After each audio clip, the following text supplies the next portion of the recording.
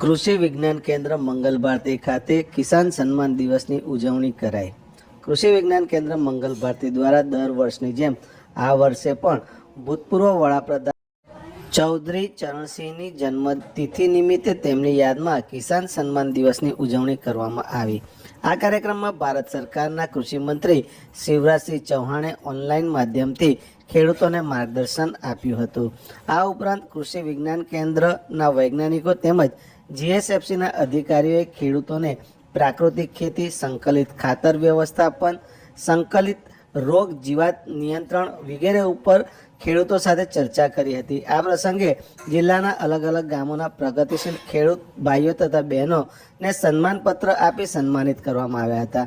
લગભગ 300 જેટલા ખેડૂતોએ આ કાર્યક્રમમાં ભાગ લીધો હતો અને જરૂરી માર્ગદર્શન પણ મેળવ્યું હતું।